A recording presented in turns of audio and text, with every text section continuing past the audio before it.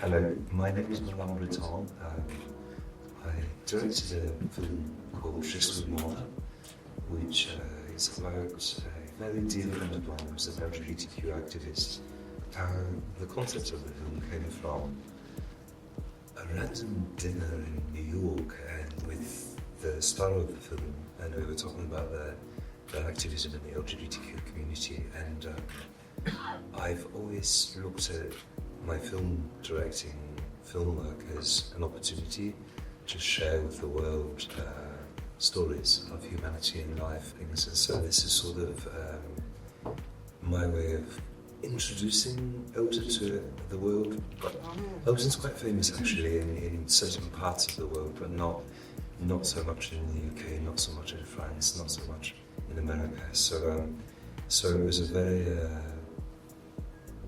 it was a beautiful process actually, really beautiful process. I think the challenge probably that it was freezing cold in Paris when we were filming, and when we shot in Greece, we shot in Zabaya. It's the second oldest building there. We had logistically it was a bit difficult to film, but otherwise it wasn't that difficult because I think it was really a labour of love. I mean, I think in the process of creating this film,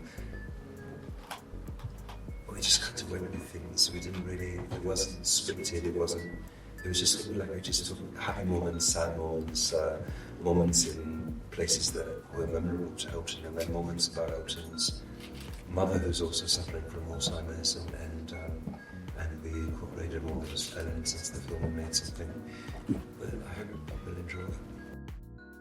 We got budget from the government of Taiwan, and they flew us to Taiwan and we shot that in Taipei. This film actually was very organically budgeted. So it was, we didn't fundraise. We basically just put both of us are producers on the film. We both just put our own money into it. But the thing is, it was a very small team that worked on the film. It was myself, two photographers, two cinematographers, and one stylist. And so it was really, and then we had the drivers that took us around through the different locations in Paris. But it was really, I mean, honestly, I told you what we made this film budget-wise. It was incredible, but the thing is, I own camera equipment. I purchased all this many years ago when I decided that I was going to sort of, not really transition from fashion into film, but I've always loved film. I grew up in the entertainment industry, so it was like, I always wanted to have something in the closet that I could pull out to say, oh, let's film something, let's do something interesting. And so this is basically what that was. It was just basically us creating with what we had and developing something really beautiful.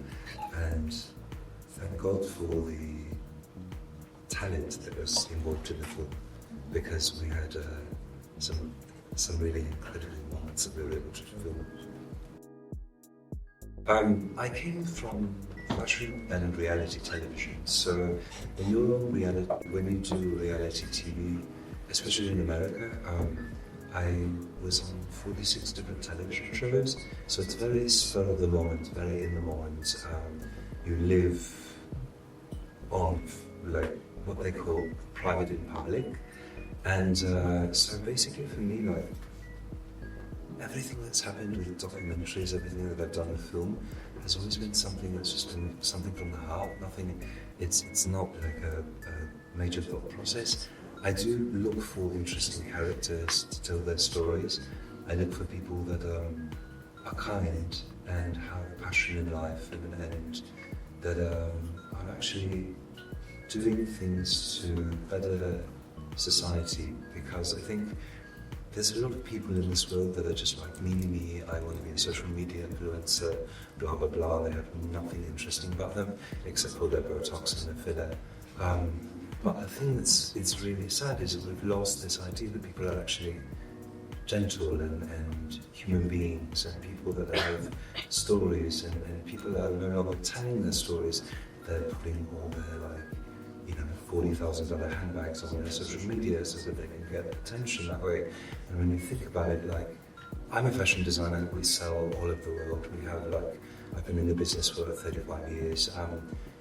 But the thing is, I'm very humble. I don't think it's important that I push that in the world.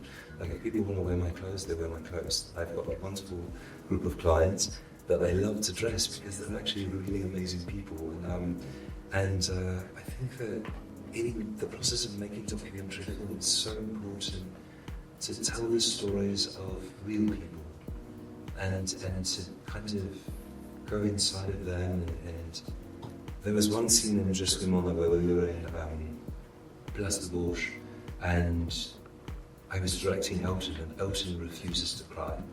And I literally was directing Elton in this, well, not really directing, but sort of just his life and trying to get emotion out of him. And at one point he finally broke, and you could see that he's looking into the glass window of a shop, and you just see it in the face, and it's just like it comes from this, this character that's so, 12 million followers on Instagram and always, whatever. But then you find this heart that's so beautiful, and I think that if we can look for that in general humanity, as well as if you're working on film, it's a much more interesting story than some of the things that we're seeing. Film festivals are a very important way of presenting experimental works that will never be seen in Hollywood if there were not the festival. And I think because Hollywood's so focused on big production and celebrity and things like that, and I think there are very interesting stories that will never be told if there were not these festivals. And it's quite nice to actually, to be on that side as well, where I deal with all of Hollywood. But then it's nice to come into the realm of the festival to experience just the beauty of this raw talent and people that are learning and taking it to the next level, because everyone started out, Spielberg started out small, and everyone started out small, and it's something that it's a beautiful, beautiful gift, I think, for the world and for the community of film.